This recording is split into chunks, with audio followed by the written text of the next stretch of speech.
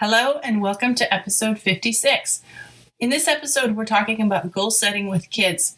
We discuss the three main areas that kids usually set goals and thoughts and tips for helping them in each of these three areas without becoming the goal police. Stay tuned. This is a companion episode to our goal setting for moms, and we can't wait to share.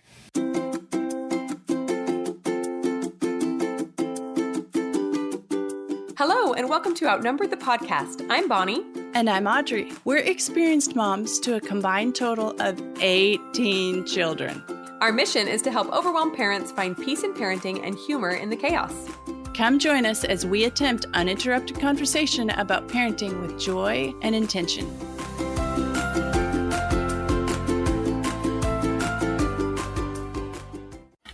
Okay, hey, and we're back. And we're going to start off, before we dive into our goal setting with kids, we're going to start off with a humor segment. Take it away, Bonnie. Okay, this is both humorous and also really embarrassing, but I just have to ask you a question, Audrey, to preface this. Okay. How many times have the police been to your house since you've had children? Almost once. Wow, that's Probably impressive. because I live way out in the country and it takes a while for them to get here. So they call first. Okay, all right, great. That's good. That's better than me. As of yesterday, we made it to 3 times that the police have been called to our house. Now, to be fair, okay, actually, it was really, yes, this was the 3rd time. 4 if you count once when we were on vacation. You guys, okay. My kids are the worst.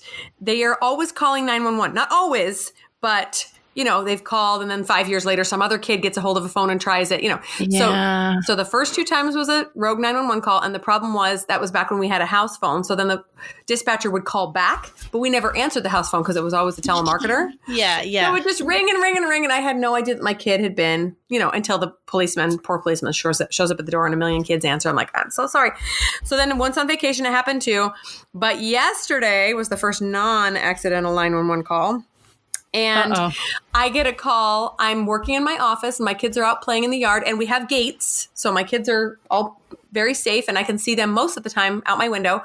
I get a call from a friend of mine who goes to church with me and she's like, I'm at the park and I see a policeman at your gate. I'm like, oh no, what have they done now? That's my first thought. Not that something's wrong, but that they've done something horrible. Right? So I run out there and sure enough, 2 of my little girls, my 8-year-old who knows better, and my 4-year-old had ridden their little scooters out of my neighborhood and down a very busy road to come in to our gate that's also on the busy road. So they just did this big loop, like no big deal, but it's rush hour traffic.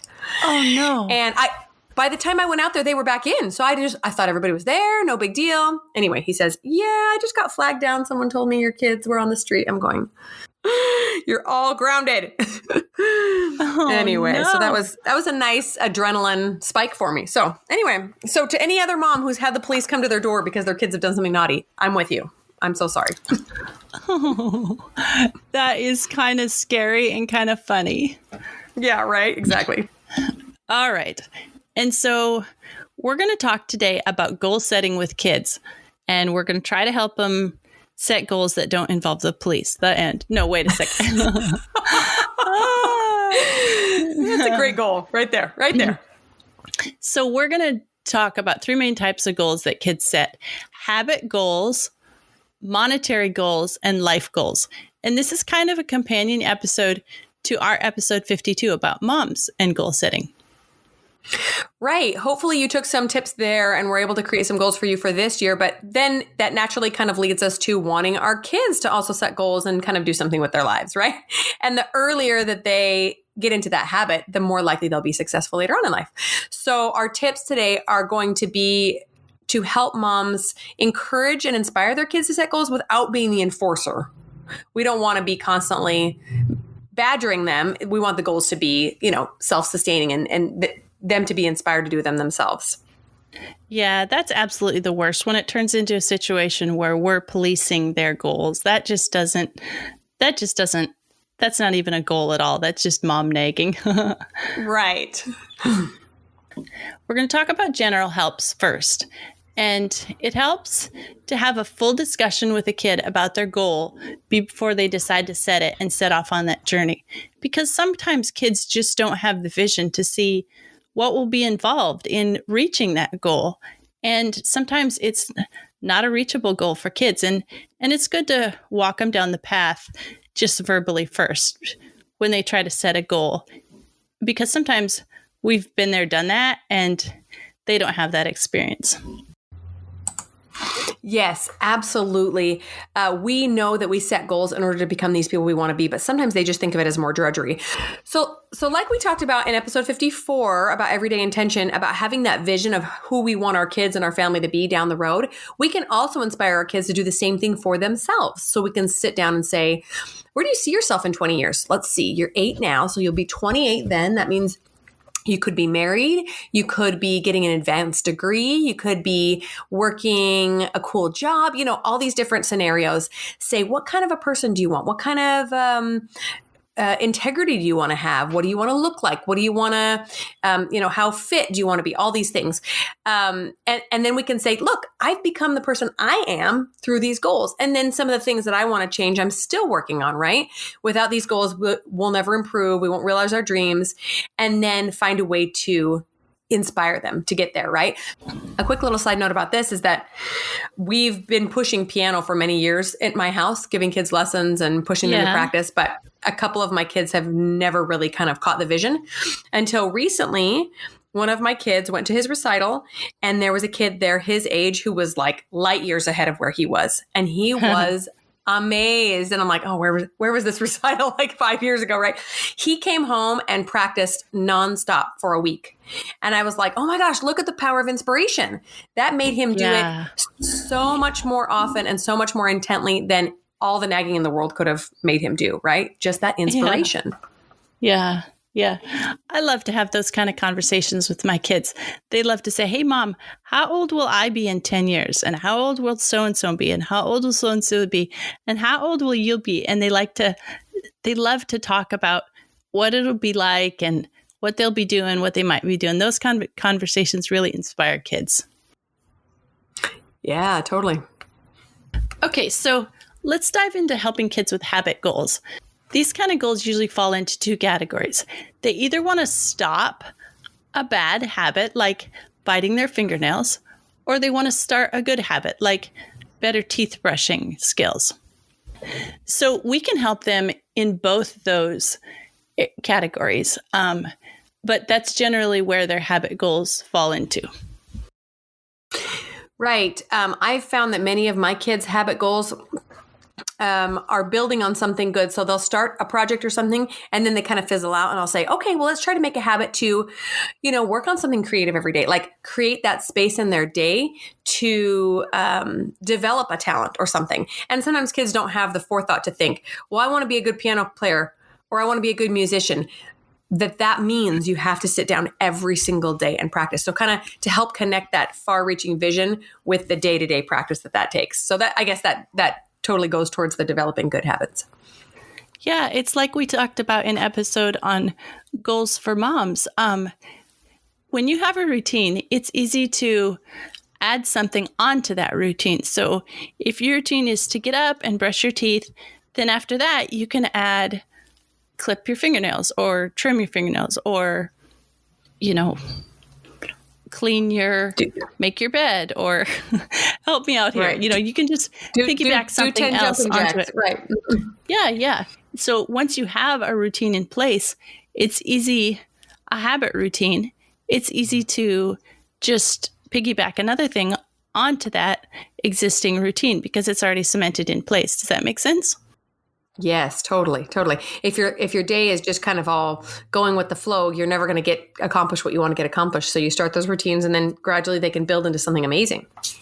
Yeah. Okay, some tips for us as moms to help our kids when they have a habit goal. We can, instead of policing, if they've asked us to help them remember not to bite their fingernails or something, we can be the gentle reminder. We can give them encouragement when they remember, and we can help them out by celebrating rewards when they meet their milestones. So, for example, one of my kids' goals, he wants to stop biting his fingernails because several times he's bit them down to the quick and they've gotten infected, and he's really working on that. So as part of our schoolwork, we also study sign language. And so we've come up with a little sign that I can do across the room to help him when I see him biting his fingernails. And he gets this little twinkle in his eye and jerks his hand away from his mouth. And he's like, oh, yeah, I don't want to get infected again. That's so clever, and also becomes not a nagging thing, but almost kind of like a secret little code you guys have together to connect rather than disconnect, which is what nagging usually does, right? Yeah. Like we're a team working on it together. Right. I love that. A couple of tips that I have for helping kids with habit goals is, like you said, to gently encourage, to give them ideas while they're setting them, but then kind of let them go on their way. The more we interfere, the more we will take it over, and they'll be less likely to do it themselves, right? And I have a million miles to go on that one. I'm always like, didn't you say you wanted to exercise? When was the last time you exercised? Not helpful. Yeah. Like you said, to build them up when they accomplish things. Wow, I just noticed that you finished your chore chart for the week and that you exercise every single day. That's amazing. Good for you. I wish I could be that dedicated, A good reminder for kids is that the day-to-day accomplishing of things is often very boring and routine and mundane, right? They're thinking, well, I want to get really, I'm just going to keep using exercise. I want to get really muscular and fast and powerful. But the day-to-day of that is not really exciting. It means getting up early and running, or getting up early and doing some push-ups, that the mundane builds itself into something amazing. But it's normal for the work to be boring. And we have to kind of help them figure out that it is its own reward if you're really focusing on feeling like you're stronger each day, et cetera. But to not expect it to be super fun every day. Yeah. And like we talked about in our episode on goal setting for moms, it's helpful to talk to them about focusing on success each day is having a process instead of focusing on the goal, which is only achievable on one final day. So, right. Like exercise, like your goal to be exercising every day, not being able to bench press this one thing, right? Little by little, because that's so much more achievable. Yeah, or run a 5K. Okay, moving on to helping kids with their monetary goals. Now, if you revisit episode 25, it's one of our most popular episodes, and it's all about how to afford kids. In that episode, Audrey, share about how our kids are paying for their own college, and that is goals they have set for themselves. I'm not going to go all into it here, so please go revisit that episode, because that one's an incredible goal, that monetary goal that our older kids have set for themselves and they're achieving. Other monetary goals, little kids can have, maybe they want a toy, or maybe they want an item, and you don't want to just buy it for them, but you want them to have the achievement of setting a goal of making money and then purchasing that item themselves. Right. And to see the sparkle in a kid's eye when they've earned some money and then been able to pay for something themselves is just so fun. And it's rewarding for you as a mom too. I love that. They really learn these monetary goals by doing, right?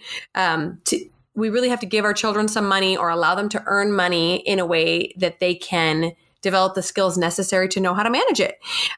So we personally, I think we mentioned this in another episode, probably the one dealing with money, that we give our kids a small amount of allowance every month, but they pay for everything. So we don't pay for a pack of gum. We don't pay for, a movie ticket, whatever. They pay for everything that we want to do that's fun, unless the whole family is going together. But they really value it so much more. So quick side note, when I was like 8 or 9 years old, I remember saving up some money and doing a bunch of extra jobs to buy this Barbie ice cream shop. And maybe if you grew up in the 80s, you remember the Barbie ice cream shop, but it was so awesome. Like there was a little bowl in there that you could freeze and make your own ice cream, and all of the little stools turned into spoons for you to use. I mean, it was really epic. And I remember it was $29.99, which was a ton of money 30 years ago. Yeah, in the 80s, yeah. And I saved up all that money and I went and bought it. And I swear to you that I did not misplace a single piece until I left for college. Like I was very dedicated keep taking care of this thing because it required so much sacrifice on my part. And I think back to that a lot and thinking, how much do my kids value the things they have? Not very much when it was just handed to them, right? But for them to be able to earn it, it's so awesome to watch. That is such a cute story, Bonnie. I love that. Now we're going to have to link in the show notes the old Barbie ice cream shop from the 80s. I wonder if you can still get it. Oh, I'd love to buy it. Maybe a picture or something. Okay. All right. Sounds good. Okay. So tips for helping kids with monetary goals. We should not, in my opinion, give them money. This kind of defeats the purpose of them trying to get money themselves if mom and dad are just giving it to them. But we can help them with fundraising ideas. We can enlist grandparents and relations when it's appropriate for the short term. But also, I think it's important to teach the concept of customers and supplying to a need. And we can also help them by educating them with a money-making mindset. And we talk a lot about that also in episode 40. Yeah, which is talking about kids and money and whether we give them allowances and all that. So that's a really awesome episode to go back and listen to in conjunction with this one too. Okay, a couple of tips from me about helping kids with monetary goals is to give them an incentive for saving. So our grandparents last year promised to double what my kids could save during the year, which was really, really exciting because they kept thinking, oh, if I get 100, I'll get 200, so just an incentive to not spend every penny that goes in their pocket. And all of us probably have at least that one kid that has to, their money burns a hole in their pocket, right? They can't keep anything. Yeah, but that's similar to a 401k at somebody's work where the company matches your contributions. So that's not an unreasonable life skill. Right. Or even offering to pay your kids interest. So for everything you save, every 6 months, I'll give you $1 or something. Probably a little bit more than the bank's interest to make it really worthwhile. Otherwise, they're going to be earning like 3 cents interest maybe. But, to kind of mimic those real world scenarios and say, this is what happens if you save. You're rewarded for it. And then you will always have enough money for the things that you want in the future. So you'll kind of notice that Bonnie and I contradicted each other a little bit. And that's because there's so many different styles of parenting. I said, never give your kids money, but let them do it themselves. And Bonnie said, help them out when you can. And both are acceptable ways to do it. You just have to decide what's best for you and your kids. Does that make sense? Yeah, totally. Okay, the final area we want to talk about that kids set goals is life goals. What I want to be when I grow up, for example. And something we talk about a lot at our house is instead of what I want to be when I grow up, is what I want to do when I grow up. And it's the same thought as we talked a lot about in our goal setting with moms episode, focusing on the goal or focusing on the process. So if you focus on what you want to be when you grow up, that's the same as focusing on the goal. And you only are ever successful like one day. Once you reach your what you want to be, then like you're done. What do you do next, Yeah. Or if you never get there, then what, your whole life is a failure? Yeah. But if you focus on the process of getting to your goal, and that's what brings success to you, that's the same as what do I want to do when I grow up, that mentality. So then you can be successful every day because you're doing something every day. Anyway, just a little bit of a paradigm shift there. So also, we like to teach our kids that pivots are natural and expected. Just because you thought you wanted to be something and you got into it and it didn't interest you, doesn't mean you're a failure. Pivot. Life isn't over. You'll always be doing something different until the day you die, right? Yes, exactly. And I like to share my own experiences with my kids of how going in one direction has actually taught me that that's not the direction I want to go in. And then I shift and then I pivot. But I might never have found that final trajectory had I not gone down the first one. Right. So that's what life is all about. Yeah. And we all have examples of that, not just in careers, but in everything. And that's important for kids to realize. I'm not a failure because I said I wanted to be a doctor and then I got halfway through medical school and realized I don't want this. You saved yourself a couple more years of medical school and a bunch of years of practicing something you don't love, right? Right. So that's really powerful. I love that. about life goals, I wanted to share that it's really important for us as parents to not restrict our kids' dreams. So I'm a very practical person. And when my 6-year-old boy tells me he wants to grow up to be an astronaut, then you guys are going to think I'm terrible, but my first thought is, yeah, probably not going to happen. That's just my mentality. Not that he can't do it or that he won't do it, but just that the likelihood is pretty slim. Not that many people can actually end up traveling to space, right? But, or rather, statistically, it's not possible. Right, exactly. Or rather, I probably don't do that as much with my little kids, but my older kids, when they're 13, 14, they start saying they want to be, and I try to just kind of, I just don't want them to get their heart broken, right? So I say, well, consider this. That might not happen because of this or that.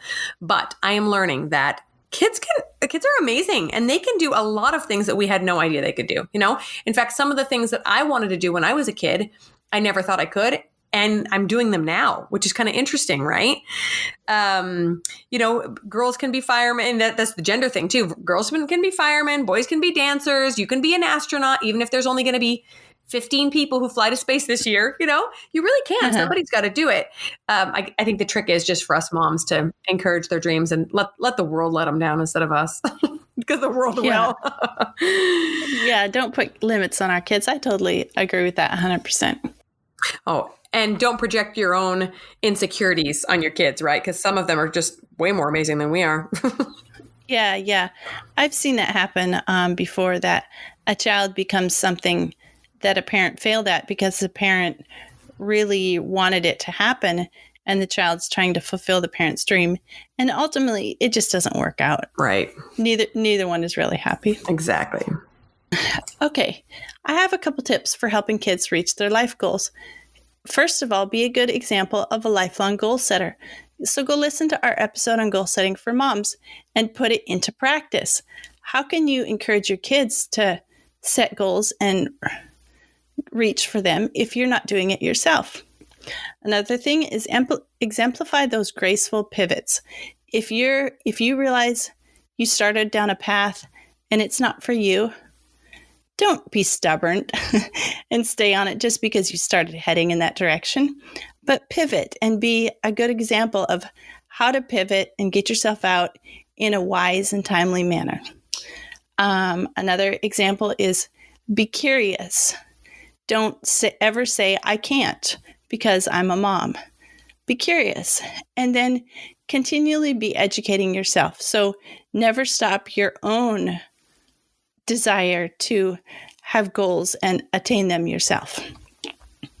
Oh man, I just love every part of your tips just now. I personally have often compared my younger years of being in grade school with my adult years as far as education goes, because in my younger years, I feel like so much of my education was spent learning someone else's agenda, right? Well, you have to learn physics. Well, you have to learn this, and things that I generally was not very interested in. Now, I did get interested in many things that I was required to learn that I probably wouldn't have had they not required it of me. But conversely, now as an adult, I just learn what I want to learn. And I learn just as much now as I did when I was a grade schooler, only it's 100 million times more fun. So I could challenge moms, it's very easy to just kind of rest on your laurels and think, well, I'm just a mom changing diapers. What's the point of, learning anything? But now we can learn whatever the heck we want, even if you are working and think you don't have a lot of extra time. There are podcasts and audiobooks and documentaries and all these amazing things that we can immerse ourselves in to learn more about things that we're passionate about. It can be anything from a creative hobby to gardening to, anything that just really piques your interest, to, auto maintenance. Talk about a useful education, right? Yeah. So I love what you shared. I will just share another little life experience about this. A couple months ago, I applied for this internship at this local organization that I was really, really passionate about and I was really excited about.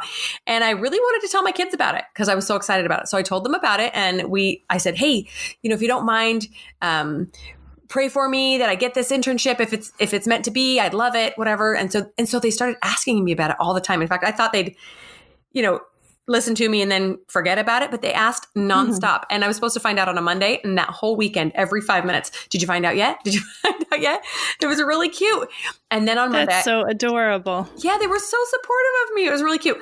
And then on Monday, I found out that I did not get it. And so it was really frustrating. And I also kind of disappointing. I didn't want to tell my kids, right? Because they were so excited for me. Yeah. So I did. I sat down and we talked about it. And they said, oh, I'm really sorry about it. And I said, yeah, me too. I said, but it's okay because I'm curious about where this path will lead me, because I thought I knew what path I was going to go on. It was going to be this one. And now that one's blocked off to me. So I wonder what's going to happen next. And so I'm determined to show them that whatever happens next, that I point that out to them. Oh, look, I don't think this would have been an opportunity for me had I taken that internship, right? To just kind of guide them through those pivots so they can see that the closing of one door is not the end. It's just, time to hop out a window or whatever. So that was a really fun experience with my kids. It's so wise to model and go through all that with your kids. That's so good for them too.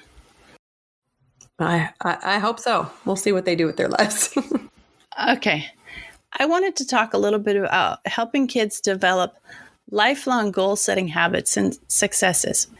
I think, like you said earlier, it's important to teach them that goals take time. I've had kids who decide they want to exercise or lose 10 pounds. I have older adult children, or, learn to bake bread. And they try it one time and they don't have immediate next day results. And they're like, well, I just have to give up. I'm not good at setting goals and achieving them. And I think it's important to share with them the time involved in setting goals, but also share that it's worthwhile. Yeah, absolutely. And like we said before, that the day-to-day needs to be the reward, or you need to at least find pleasure in some of the day-to-day, or else you'll give up long before you hit that goal, right? You have to start enjoying your exercise or start enjoying your healthier eating, or you'll never reach that final goal. So I love that. Yeah. And if you have something you can relate to them, I love to share stories with my kids. Yeah, I remember the first time I tried to run 3 miles and I could only run 50 feet. And then I had to stop and pant and walk for 50 feet, or share whatever story you can to let them know they're not the only one experiencing whatever they're experiencing. Yes, absolutely. So some of my final thoughts on helping kids develop lifelong goal setting habits it just goes back to what I was saying about the life goals, is that we should never be putting our kids in a box, right? It's very easy for us to want to identify our kids as the creative one or the artistic one or the practical one, but oftentimes they can surprise us. I personally put myself in a box for many years thinking I was just one particular way. And then I thought I couldn't do what I wanted to do because I had a family or because being a mom was a priority. And I'm surprising myself, and I love it. I just love it. So I think we should also let our kids surprise us with what they are able to accomplish. We live in this information age where kids can access anything, anytime. So it's amazing to see what they can accomplish. Yeah, I think sometimes I've even heard adults say, well, I'm the artist in the family and she's the quilter, so I can't try to quilt, or she's not going to ever try to paint or write a poem or whatever. Mm-hmm. And that's so sad when people, even adults, put themselves in a box. So if we can teach our kids never to do that, that's going to tear down so many walls before they ever get built and open up so many doors for them. Yep, totally. Okay, I wanted for a second to address how some kids, teenagers, really don't know what they want to do or be when they're done with schooling, and how to help these kids, because some kids know from the very beginning what they want to do or what they want to be, and other kids really, really struggle with it. So I wanted to address this for a second. Have you had this experience with any of your kids yet, Bonnie? Not yet, because my kids are still pretty young, but I really felt this myself in high school and in college. I was really torn between several options, and remember going to a counselor in college a couple of times, like the career counselors, like, give me all the quizzes. Tell me what I'd be good at. I don't know what to do. So it's a lot of pressure. Yeah. So with my kids, the ones that don't know what they want to do, I found that when kids are young, they get exposed to everything. But when kids get older, they kind of become specialists. So when kids are real little, we expose them to all levels, kinds, types of every kind of information. But then as they get older, they kind of decide, oh, I like biology better than chemistry. And they kind of are naturally inclined to go one way or the other. So I found it helpful when they're very young to expose them to tons of different life skills. And one way to do this is to expose them to things like the Smarter Everyday website and podcast. Are you familiar with that? No, I've never heard of that, but it sounds amazing. Okay, so they just take one topic per day and they do a deep dive on it. It might be lasers, and then the next day they deep dive on bread dough, and the next day on astronauts, and every day they're discussing something different. And it's just a huge variety of information. Like sometimes I don't expose my kids to something because I don't have any knowledge or information about it. And so I find this is just a really good way to expose them to things that I don't even have any knowledge of. Oh, that sounds really cool. I want to look that up. Yeah. And then when my kids get older and they're supposed to be specializing, older teenagers, and if they have no idea where they want to aim, I try to reassure them that there's no limit on deciding, time limit on, you have to know what you want to do by the time you're 20 or whatever. There's no limit on knowing what you want to do or be, if we're going to use that term. I share with them that at 43 years old, I still am pivoting on what I want to do. I change all the time. I pick up different hobbies. I put them down. And my husband's a really good example of wanting to learn something new. A couple years ago, he decided he wanted to learn about metalworking. So he got all the tools, made himself the tools for, what's the terms, chasing and repoussé. And he made a couple little copper items, and they're really cool. They're around the house, a lamp and things. And then he kind of decided that wasn't really his interest anymore, and he moved on to something else. But for our kids to see us expose ourselves to all these different topics, we like to illustrate to them that being lifelong learners is really the way to go. Yes, I can totally relate to that. And I think it's also important to let them see us fail. So let's say your husband had decided to do the metalworking thing and he was a colossal failure at it. Like he just had no talent and could never put the lamp together or whatever. I think that's really important for us to show our kids. Like, hey, I thought this was going to be really fun, but it is way beyond my ability. Or I just not only didn't enjoy it, but I don't think I have any talent in it, and I'm just going to quit now. That's fine. But it wasn't as interesting as I thought it would be, maybe. Right. But also to let them see you fail at something and then decide, no, I'm actually going to be good at this, and to keep at it until you're good. So there are both ways of doing things, and neither is a right or a wrong way. It's totally up to you. Is that something you really want to succeed at? Great. Keep going until you do. If not, it's okay to quit too. And it's important for kids to see both avenues. You don't want them to keep banging their head against the wall about, in regards to something that they hate, just because you taught them to never give up, right? Yeah.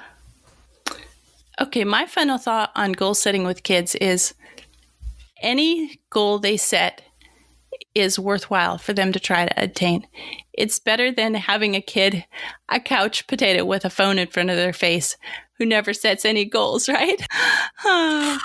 Any level of goal setting is desirable and should be encouraged, in my opinion. Yeah, actually, that was kind of going to be my final thought too, is that for us to encourage every goal, no matter how small and no matter how big. So I have, conversely with the big goals, I have one child who is a big, big, big dreamer. And like I said, I have that practical side of me. Even though I'm a dreamer too, I have a very practical side of me. And I like to look at these dreams that she comes up with and say, that's not going to work. That's like, isn't that terrible of me? That's just my nature. And so I've had to pull back and just let her dream. And I was kind of reading up on her personality type too. And this is just important for her to dream. And sometimes she follows through, but very, very often she doesn't. And she's just voicing a dream. And I need to not be so quick to step in and cut it down, right? But maybe you are the one that encourages your kids' dreams, and then they get maybe a little bit too lofty and they don't realize the real life implications of it. Then you can also step in and say, have you thought about the kind of work that's going to take? Have you thought about the kind of money that's going to take? So just kind of a good balance between, encouraging them and not letting them go too crazy. Okay, I have some recommendations for helping kids with the monetary goals they set. We'll link these books in the show notes, but we've used them to great success with our kids that are paying for their own college. Rich Kid, Smart Kid by Robert Kiyosaki, Rich Dad, Poor Dad for Teens, Rich Dad's Escape from the Rat Race, and then Farah Gray's book called Realionaire. He set some really lofty goals and reached them when he was just a little kid. And I have my kids read these books when they're very young, before they need the money, so they can start thinking about it and have a paradigm shift before they even begin. And then I'll also link that Smarter Everyday website and podcast. Yeah, I can't wait to look at that one. So a couple of my recommendations are Atomic Habits is a book that really does a deep dive on why we create habits, how to be successful at them, and how to just shift our thinking when we've found ourselves in a negative habit loop. And then also the 7 Habits books. There's the one for highly effective people and the one for highly effective teens. And both are really worthwhile. Obviously, if you're the parent, I recommend the people one. And it's a very deep book. Like it requires some study. You're going to want to sit down with a notebook, take some notes, or maybe even listen to it on audiobook first and then get the physical copy so that you can kind of get it 2 different ways. But I love both of those books. Okay, thanks for listening today, and we encourage you to encourage your kids on all their goals. Thanks so much for tuning in. Did you know you can help the podcast in several ways? First up, we're on Patreon, and there are 3 different levels to support us there. Just head over to patreon.com/outnumbered. Next up, if you enjoyed this episode, please leave us a written review on iTunes. It helps other moms find the podcast and receive the help that you're enjoying. And finally, you can follow us on Instagram at Outnumbered the Podcast. We're always having fun over there, too. As usual, if you have any questions or ideas for future episodes, you can always reach us at outnumberthepodcast@gmail.com. Thanks for all your support. We'll talk to you next week. Ugh, I'm getting so winded. Just take your time. You can breathe in between if you need to. Okay. Some habit goals, kids they usually... Blah, blah, blah.